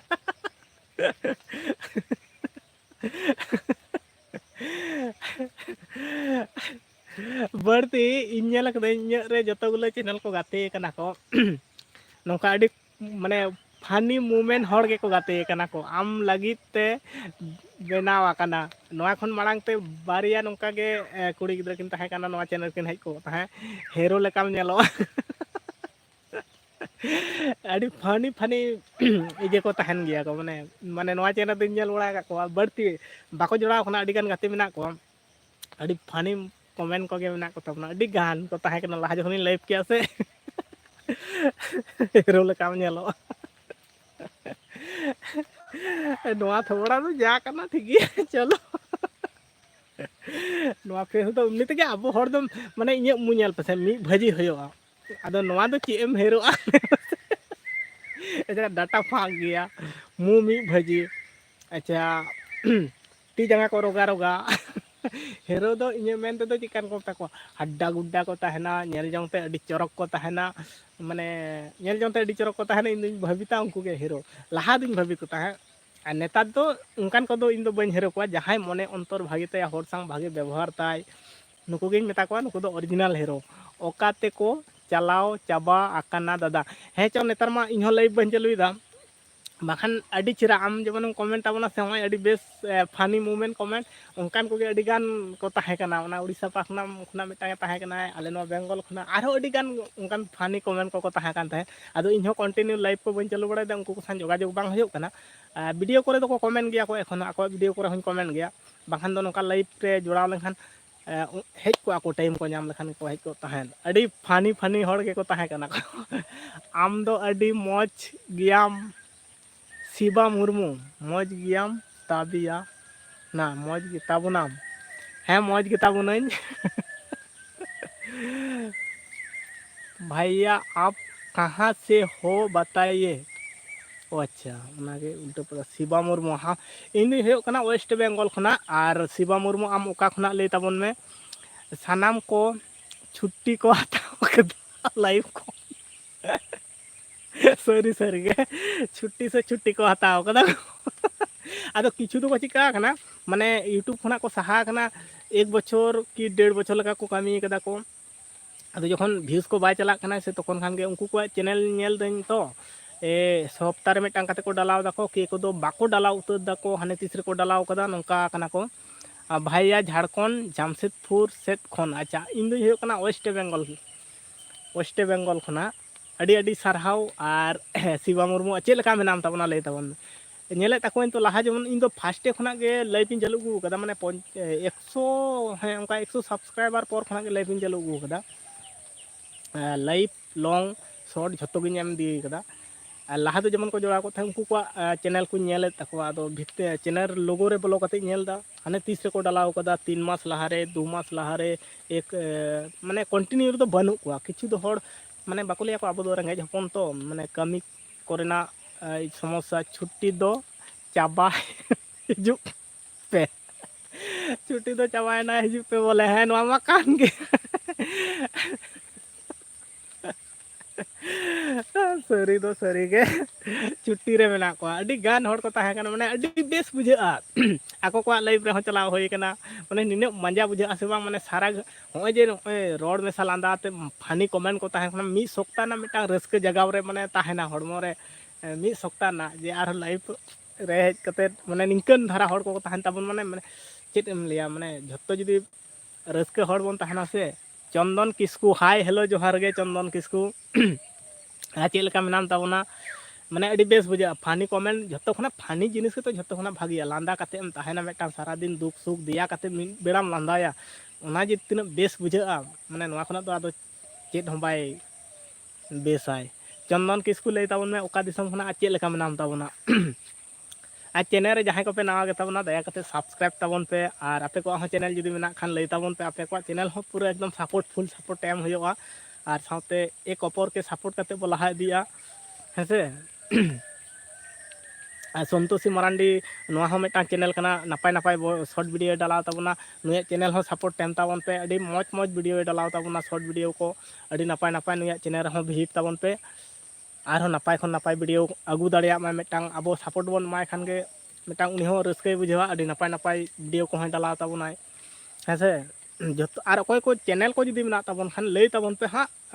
जतो टुकु गे मेना बना 11 जन 10 जन जा उडंग गे मेना बना जे तीरे 1000 माने 10,000 हड़ को जोड़ा ताबना नोंकार कथा तो बान जा मिद बार हड़ जागे बो ताहना निकु तला खना गे आबो बो मेटांग बन सपोर्ट आबन हेसे कमेंट को बंद एन दो सरी तो छुट्टी से छुट्टी रे मेना को नित दे छुट्टी के उरी चाबा ताको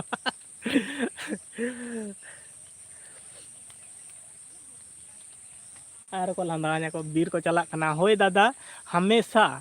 सीरियस ताहेन दो जरूर दो बांग कना कभी कभी हंसी मजाक मजाक को जरूर ना एकदम वास्तव सीरियस और निते जहां को संसार घारोज रे तल तपल मेना को उनको मा अडी सीरियस कते को ताहेना हना चाप नवा चाप हेनते नाते को ताहेना को उना तलारे जे मिद घंटा आधा घंटा मिटांग मिटांग खुशी रस्के नुकु को लांदावाñ कना ताको ची हर दो वाले निजाम को मिटा दो इयु ने नवा सज्जे के हां हिजु सन बीर मेना साहन को चला कना पे आñu दो बन कना नुकु को अंते को चाव देना उनको को चलावना को उनको को चलावना अदो को किछु हर दो नंका कते को इयम तराय ला को कोई संगे ako do को मने दा ताहले ओंडे निजामो कना ओंडे दो इनगी निजामो कना ओना दो ako दो बाको सरी तो सरी के सर्व समय सीरियस ताहे दो एकाल बाय बेस चेदा से आर सीरियस आबो तो बाबन मने जे सीरियस बोन ताहेना जोहार गे हिली संतोषी मरांडी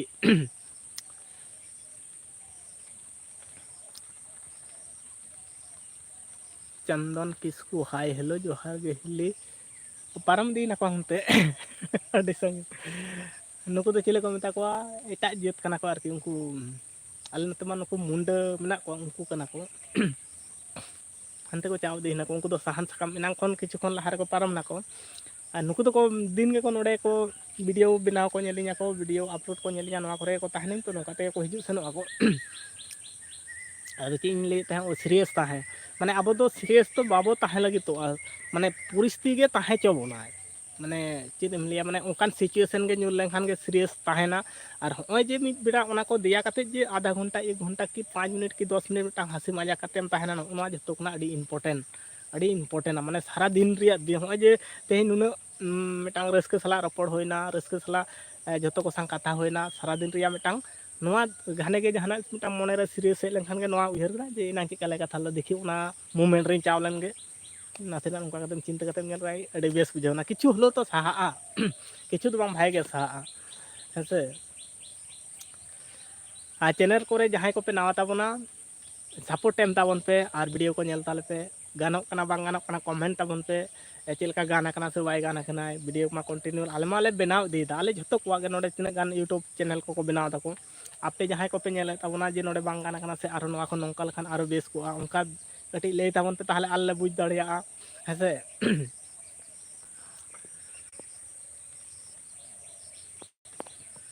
नंकान कथा कान ताबोना आरो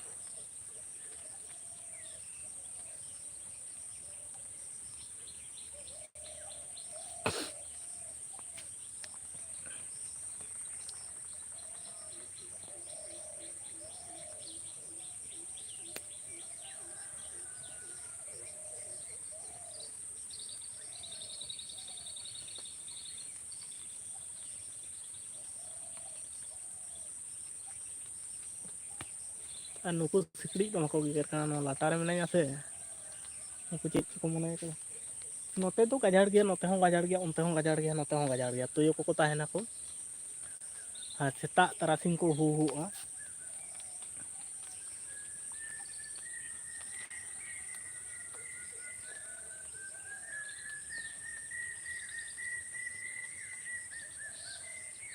चंदन किसकू कायन ताबोनाम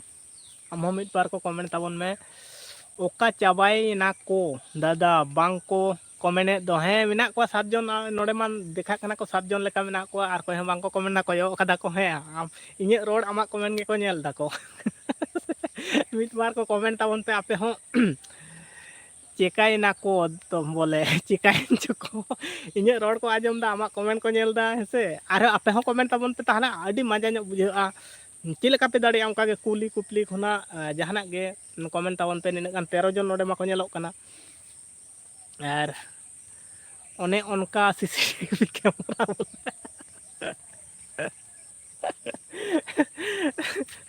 सीसीटीवी कैमरा मेना सरी के बेटांग जा जा लेकिन बांग लांदा हड़ होय लांदाया 17 जन को जोड़ाव कना लाइक तावन पे कमेंट तावन पे हेसे अलिंग बार हड़ा के उनिया कमेंट पे नेलता इन लांदा पे नेलता रोड पे आजम दा आपे हो कमेंट तावन पे ᱟᱨ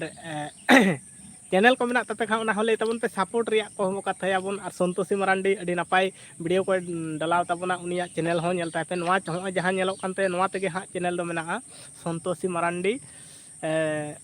1619 ᱵᱷᱤᱡᱤᱴ ᱛᱟᱵᱚᱱ ᱯᱮ, ᱚᱱᱟ ᱨᱮᱦᱚᱸ ᱵᱚᱞᱚ ᱠᱟᱛᱮ ᱥᱟᱯᱳᱨᱴ ᱮᱢᱟᱭ ᱛᱟᱵᱚᱱ ᱯᱮ, ᱮᱠᱫᱚᱢ ᱱᱟᱣᱟ ᱪᱮᱱᱮᱞ ᱠᱟᱱ ᱛᱟᱭᱟ, 1K ᱟᱹᱰᱤ ᱞᱚᱜᱚᱱ ᱫᱷᱟᱨᱟ ᱠᱚ ᱯᱩᱨᱟᱹᱜ ᱢᱟ, ᱱᱚᱣᱟ ᱢᱤᱫᱴᱟᱝ ᱥᱟᱯᱳᱨᱴ ᱵᱚᱱ ᱮᱢᱟᱭ ᱠᱷᱟᱱ ᱵᱷᱤᱰᱤᱭᱳ ᱠᱚᱵᱚᱱ ᱥᱮᱭᱟᱨᱟ ᱦᱮᱸᱥᱮ, ᱟᱨ ᱵᱟᱝᱠᱷᱟᱱ CCTV ᱢᱮᱱᱟᱜᱼᱟ ᱱᱚᱰᱮ ᱡᱚᱠᱷᱚᱱ ᱞᱟᱭᱤᱵᱷ ᱨᱮ ᱱᱚᱝᱠᱟ ᱨᱚᱲ ᱟᱛᱮ ᱤᱧ ᱞᱟᱸᱫᱟ ᱵᱟᱲᱟᱭᱟ, ᱠᱤ ᱢᱟᱲᱟᱝ ᱫᱚ ᱪᱮᱛᱟᱱ ᱨᱮ ᱢᱮᱱᱟᱜ ᱠᱚᱣᱟ, ᱪᱮᱛᱟᱱ ᱠᱷᱚᱱ ᱫᱚ ᱪᱮᱛᱟᱱ ᱠᱷᱚᱱ ᱫᱚ ᱵᱟᱠᱚ ᱯᱷᱮᱰᱚᱜ ᱠᱟᱱᱟ ᱚᱡᱚᱱᱛᱟ ᱢᱩᱨᱢᱩ ᱚᱯᱷᱤᱥᱤᱭᱟᱞ, ᱦᱟᱭ ᱥᱳᱱᱟᱢᱟᱞᱟ, ᱦᱮᱸ ᱡᱚᱦᱟᱨ ᱜᱮ, ᱪᱮᱫ ᱞᱮᱠᱟ ᱢᱮᱱᱟᱜ ᱯᱮᱭᱟ ᱟᱨ ᱞᱟᱹᱭ ᱛᱟᱵᱚᱱ ᱢᱮ ᱟᱨ ᱪᱮᱛᱟᱱ ᱠᱷᱚᱱ ᱫᱚ ᱵᱟᱠᱚ ᱯᱷᱮᱰᱚᱜ ᱠᱟᱱᱟ, ᱥᱟᱹᱨᱤ ᱫᱚ ᱥᱟᱹᱨᱤᱜᱮ, ᱯᱷᱮᱰᱚᱜ ᱯᱮ ᱟᱨ ᱠᱚᱢᱮᱱᱴ ᱛᱟᱵᱚᱱ ᱯᱮ ᱱᱚᱰᱮ ᱡᱚᱠᱷᱚᱱ ᱞᱟᱦᱟ ᱢᱟᱲᱟᱝ ᱡᱚᱠᱷᱚᱱ ᱵᱷᱤᱰᱤᱭᱳ ᱞᱟᱭᱤᱵᱷ ᱵᱷᱤᱰᱤᱭᱳ ᱦᱮᱡ ᱠᱟᱛᱮᱫ ᱵᱷᱤᱰᱤᱭᱳ ᱠᱚ ᱡᱚᱠᱷᱚᱱᱤᱧ ᱵᱮᱱᱟᱣ ᱵᱟᱲᱟ ᱠᱮᱜᱼᱟ, ᱨᱚᱲ ᱠᱮᱭᱟ, ᱞᱟᱸᱫᱟ ᱠᱮᱭᱟ, ᱟᱫᱚ ᱥᱟᱭᱤᱰ ᱠᱷᱚᱱᱟᱜ ᱦᱚᱲ ᱢᱤᱫ ᱵᱟᱨ ᱦᱚᱸ ᱱᱚᱝᱠᱟ ᱠᱟᱛᱮ ᱠᱚ ᱠᱚᱭᱚᱜ ᱠᱤᱧᱟ, ᱪᱤᱠᱟᱹᱭᱮᱫᱟᱭ ᱥᱮ ᱪᱮᱫ ᱪᱤᱠᱟᱹᱭᱮᱫᱟ᱾ ᱚᱡᱚᱱᱛᱟ ᱢᱩᱨᱢᱩ ᱡᱚᱦᱟᱨ ᱜᱮ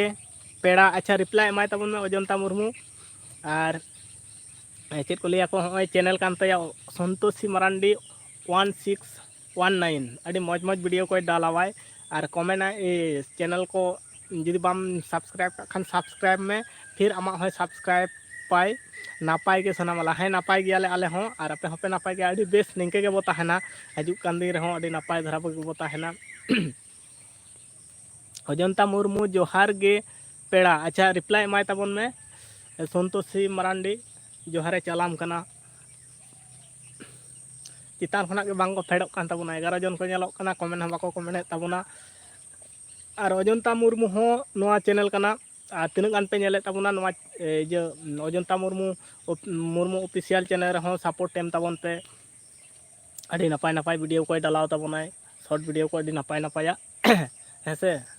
ᱡᱚᱛᱚ ᱠᱚᱜᱮ ᱱᱤᱝᱠᱟᱹ ᱜᱮ ᱥᱟᱯᱳᱨᱴ ᱠᱟᱛᱮᱫ ᱵᱚ ᱞᱟᱦᱟ ᱥᱮᱫ ᱵᱚ ᱞᱟᱦᱟ ᱤᱫᱤᱜᱼᱟ, ᱦᱩᱰᱤᱧ ᱢᱟᱨᱟᱝ ᱪᱮᱱᱮᱞ ᱠᱚ ᱡᱟᱜᱮ ᱢᱮᱱᱟᱜ ᱵᱚᱱᱟ, ᱥᱟᱯᱳᱨᱴ ᱫᱚ ᱥᱟᱱᱛᱟᱲ ᱠᱟᱱᱟᱭ ᱢᱟᱱᱮ ᱥᱟᱯᱳᱨᱴ ᱮᱢᱟᱭ ᱢᱮ,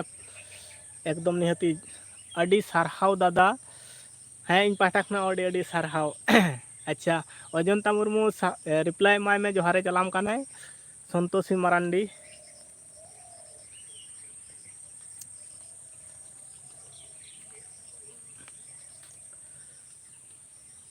ᱪᱮᱛᱟᱱ ᱠᱷᱚᱱᱟᱜ ᱜᱮ ᱵᱟᱠᱚ ᱯᱷᱮᱰᱚᱜ ᱠᱟᱱ ᱛᱟᱵᱚᱱᱟ, ᱥᱟᱹᱨᱤ ᱫᱚ ᱥᱟᱹᱨᱤ ᱟᱹᱰᱤ ᱥᱟᱨᱦᱟᱣ ᱠᱚᱭᱚᱜ ᱱᱟᱯᱟᱭ ᱜᱮ ᱥᱚᱱᱛᱳᱥᱤ ᱢᱟᱨᱟᱱᱰᱤ ᱡᱚᱦᱟᱨ ᱜᱮ, ᱟᱪᱪᱷᱟ ᱟᱹᱰᱤ ᱵᱮᱥ, ᱱᱤᱝᱠᱟᱹ ᱜᱮᱵᱚ ᱥᱟᱯᱳᱨᱴ ᱤᱫᱤᱜᱼᱟ, ᱮᱠᱫᱚᱢ ᱛᱤᱱᱟᱹᱜ ᱜᱟᱱ ᱵᱟᱹᱠᱤ ᱦᱚᱲ ᱫᱚᱠᱚ ᱠᱚᱭᱚᱜ ᱟᱠᱟᱫ ᱛᱟᱵᱚᱱᱟ ᱦᱮᱸ ᱥᱮ, ᱟᱵᱚ 2 ᱦᱚᱲ ᱜᱮᱵᱚ ᱜᱟᱞᱢᱟᱨᱟᱜ ᱠᱟᱱᱟ, ᱟᱹᱵᱤᱱ 2 ᱦᱚᱲ ᱵᱤᱱ ᱠᱚᱢᱮᱱᱴ ᱮᱫᱟ, ᱤᱧᱤᱧ ᱨᱚᱲᱮᱫ ᱛᱟᱵᱚᱱᱟ, ᱟᱨ ᱵᱟᱹᱠᱤ ᱫᱚ ᱵᱟᱠᱚ 18 ᱡᱚᱱ ᱢᱮᱱᱟᱜ ᱠᱚᱣᱟ, ᱧᱮᱞᱚᱜ ᱠᱟᱱᱟ ᱠᱚ ᱦᱮᱸ ᱥᱮ ᱠᱤᱪᱷᱩ ᱢᱟᱱᱮ ᱵᱟᱝ ᱠᱚᱭᱚᱜ ᱨᱮᱦᱚᱸ ᱫᱚᱨᱠᱟর ᱠᱟᱱᱟ, ᱠᱤᱪᱷᱩ ᱚᱰᱤᱭᱮᱱᱥ ᱦᱚᱸ ᱧᱮᱧᱮᱞ ᱦᱚᱲ ᱦᱚᱸ ᱛᱟᱦᱮᱸ ᱫᱚᱨᱠᱟর ᱠᱟᱱᱟ, ᱡᱚᱛᱚ ᱜᱮ ᱡᱩᱫᱤ ᱡᱮ ᱚᱱᱟ ᱦᱚᱸᱛᱚ ᱵᱟᱭ ᱵᱮᱥ ᱠᱟᱱᱟ, ᱡᱷᱚᱛᱚ ᱨᱚᱠᱚᱢ ᱦᱚᱲ ᱜᱮ ᱛᱟᱦᱮᱸ ᱫᱚᱨᱠᱟᱨᱚᱜ ᱠᱟᱱᱟ, ᱱᱩᱠᱩ ᱡᱮ ᱟᱵᱚᱱᱟᱜ ᱠᱟᱛᱷᱟ ᱠᱚ ᱟᱸᱡᱚᱢ ᱮᱫᱟ ᱥᱮ ᱟᱵᱚᱱᱟᱜ ᱠᱚᱢᱮᱱᱴ ᱠᱚᱠᱚ ᱧᱮᱞ ᱮᱫᱟ, ᱱᱩᱠᱩ ᱱᱚᱣᱟ ᱧᱮᱞ ᱨᱮᱦᱚᱸ ᱛᱚ ᱦᱚᱲ ᱦᱚᱸ ᱛᱟᱦᱮᱸ ᱫᱚᱨᱠᱟর, ᱞᱟᱹᱠᱛᱤ ᱢᱮᱱᱟᱜᱼᱟ ᱟᱫᱚ ᱚᱱᱟ ᱜᱮᱞᱤᱧ ᱠᱟᱛᱷᱟᱭᱮᱫ ᱛᱟᱦᱮᱸᱫ, ᱥᱚᱱᱛᱳᱥᱤ ᱢᱟᱨᱟᱱᱰᱤ ᱟᱨ ᱤᱧ ᱡᱮ ᱩᱱᱟᱹᱜ ᱜᱟᱱ ᱦᱚᱲ ᱠᱚ ᱠᱚᱢᱮᱱᱴ ᱮᱫᱟ, ᱤᱧᱟᱹᱜ ᱨᱚᱲ ᱟᱨ ᱟᱭᱟᱜ ᱠᱚᱢᱮᱱᱴ ᱜᱮᱠᱚ ᱧᱮᱞ ᱮᱫᱟ, ᱟᱨ ᱵᱟᱹᱠᱤ ᱫᱚ ᱵᱟᱠᱚ ᱤᱫᱤᱭᱮᱫᱟ ᱵᱟᱝ ᱟᱹᱰᱤ ᱜᱟᱱ ᱦᱚᱲ ᱜᱮ ᱢᱟᱱᱮ ᱡᱟᱦᱟᱸᱭ ᱞᱟᱭᱤᱵᱷ, ᱟᱵᱚ ᱠᱚᱫᱚ ᱪᱤᱠᱟᱹ ᱠᱟᱱᱟ, ᱡᱟᱦᱟᱸᱭᱟᱜ ᱞᱟᱭᱤᱵᱷ ᱨᱮᱢ ᱪᱟᱞᱟᱣ ᱞᱮᱱᱠᱷᱟᱱ ᱜᱮ ᱠᱚᱢᱮᱱᱴ ᱜᱮᱭᱟᱢ, ᱠᱚᱢᱮᱱᱴ ᱜᱮ ᱢᱟᱱᱮ ᱵᱩᱡᱷᱟᱹᱣ ᱟᱱᱤᱡᱼᱟ, ᱟᱨ ᱠᱤᱪᱷᱩ ᱦᱚᱲ ᱫᱚ ᱧᱮᱞᱟᱠᱚ, ᱟᱸᱡᱚᱢ ᱞᱟᱹᱜᱤᱫ ᱜᱮ ᱟᱹᱰᱤ ᱜᱟᱱ ᱦᱚᱲ ᱜᱮᱠᱚ ᱛᱟᱦᱮᱱᱟᱠᱚ, ᱧᱮᱞᱟᱠᱚ ᱪᱤᱠᱟᱹᱭᱮᱫᱟᱭ ᱵᱟᱝ ᱪᱤᱠᱟᱹᱭᱮᱫᱟᱭ, ᱧᱮᱞᱟᱠᱚ, ᱟᱨ ᱠᱚᱢᱮᱱᱴ ᱠᱚᱠᱚ ᱯᱟᱲᱦᱟᱣ ᱠᱚ ᱵᱩᱡᱽ ᱟᱠᱚ, ᱢᱟᱱᱮ ᱩᱱᱠᱩ ᱠᱚᱦᱚᱸ ᱠᱚᱢᱮᱱᱴ ᱠᱚᱠᱚ ᱯᱟᱲᱦᱟᱣᱫᱟ, ᱟᱠᱚ ᱜᱮ ᱢᱩᱞᱩᱡ ᱠᱚ ᱞᱟᱸᱫᱟ ᱡᱚᱱᱚᱜᱼᱟ, ᱱᱚᱝᱠᱟᱱ ᱠᱚᱦᱚᱸ ᱠᱚ ᱛᱟᱦᱮᱱ ᱜᱮᱭᱟ ᱠᱚ, ᱟᱨ ᱠᱤᱪᱷᱩ ᱫᱚ ᱥᱩᱫᱷᱩ ᱜᱮᱠᱚ ᱧᱮᱞᱟᱠᱚ, ᱵᱮᱥ ᱵᱟᱭ ᱵᱩᱡᱷᱟᱹᱣ ᱞᱮᱫᱟ ᱥᱟᱦᱟ ᱠᱮᱫᱟᱭ, ᱦᱳᱭ ᱡᱚᱦᱟᱨ ᱜᱮ, ᱟᱹᱰᱤ ᱵᱮᱥ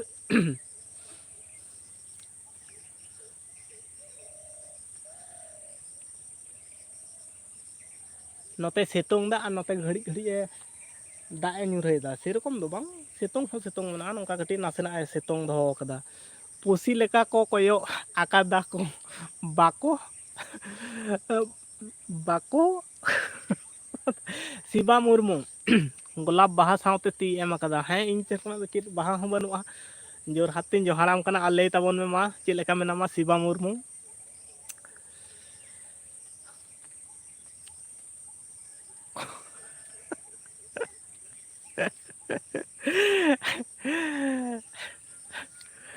सारी तो सारी गया एकदम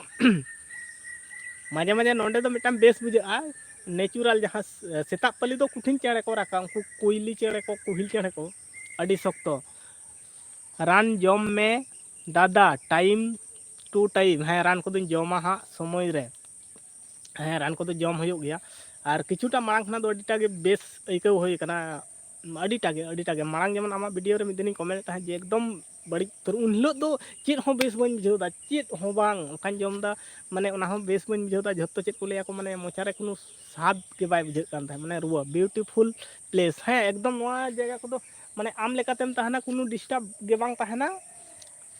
शुधु चेड़े चुपड़िया राग को आजम हजुआ कोनो डिस्टर्ब गे बांग माने अडी एकदम माजे माजे उनको सुकरी को हजुआ नोआ करे और सेता को हजुआ नौका तेदो हाँ उनको बीर को चला नोआ डहार तेगे माजे माजे को पारमोआ और बाखान दो चेले हो बांग एकदम नो डिस्टर्ब आम कुसितेम रोड़ा आम कुसितेम लांदा बड़ाया माने कोनो इजे गे बांग चेत को लेया को एकदम कोनो डिस्टर्ब गे बांग अडी प्लेस तो अडी भाई गया समय रे हाँ रान को तो जम हो गया एकदम अडी नेचुरल गया चेड़े जो खुना चेड़े रा अडी बेस आजमो नोडे माजे माजे को राग गया आजम पे बुझो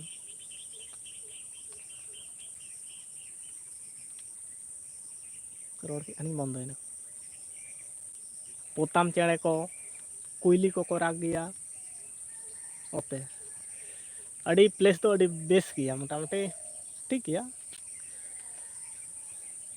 23 जन मन जोड़ाव कना 23 जन रे अच्छा चैनल रे जहाँ को पे नवा गेता बना संतोषी मरांडी अजंता मुर्मू नवा हो चैनल कना और अकोय को चैनल हाँ अदो बांग को नेलो कना निये को सपोर्ट एम ताबन पे 23 जन होड़ मेना बना हाँ और नवा चैनल हो सपोर्ट पे उनकिना चैनल हो सपोर्ट ताबन पे वीडियो को नपाय नपाय वीडियो आले चेष्टा रे मेना लिया नपाय नपाय वीडियो को ले डालावा हाँ अपलोड आले आपे पे कुसिया निश्चय आलिया चेक को लिया आले इजे मेना विश्वास मेना और जुदी बांग पे कुसिया खान ना हो ले ताबन पे कमेंट काते जे बांग ले कुसी का आपे बांग पे ले लेखान जोहार गे दादा एसटी माइनोमती ऑफिशियल जोहार गे चेलका मेना पिया एसटी माइनोमती लाइक डन अड़ी अड़ी सारहाव माने गेल गोटांग लाइक पूरा उतरना माने 10 टी लाइक कंप्लीट ना कैसे हो दादा एकदम अड़ी नापाय गे किछु दिन लहारे हाँ रुआ हसु कान ताहे ओना दो ताहेन गया हाँ नितो तो एकदम नापाय गे उनका लका दो बांग और सितुंग को ताहेना तो वेदर चेंजो कना ओना समय अनुपात ते हाँ चेक को लेया को उनका को दो होयो गया कैसे हो अड़ी एकदम बेस जम बड़ा को दो होइना से बांग एसटी माइनोमती ऑफिशियल ले ताबन में संतोषी मराठी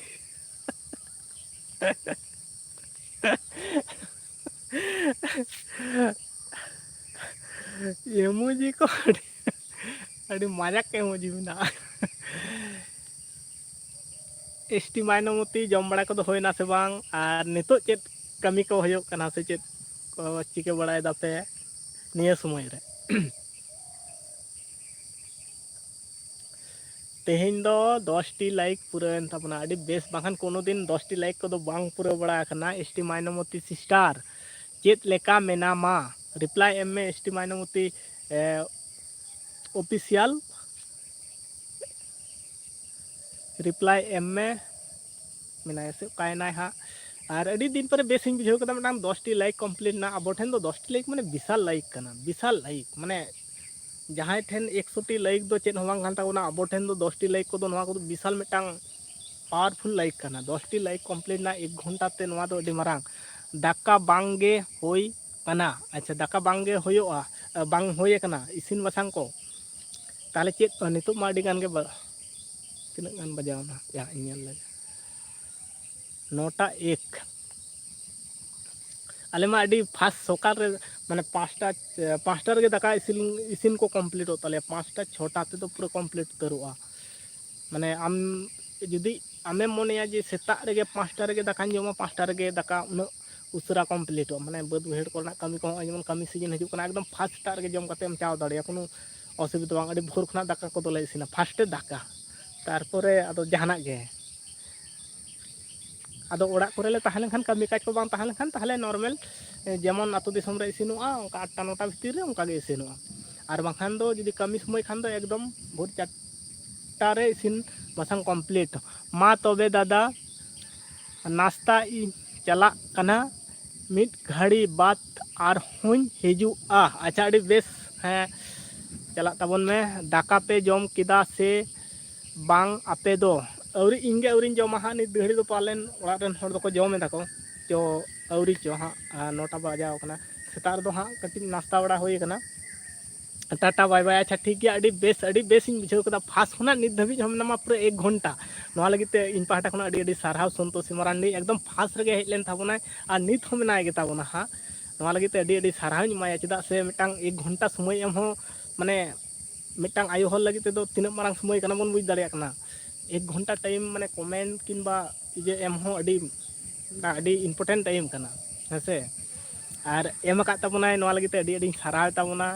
और हजू कान दिन नौका समय नाम ताबन खान और अड़ी मजाक बुझावना जो खन फानी को मेन कदा अड़ी मौज धारा फानी को मेन लेदा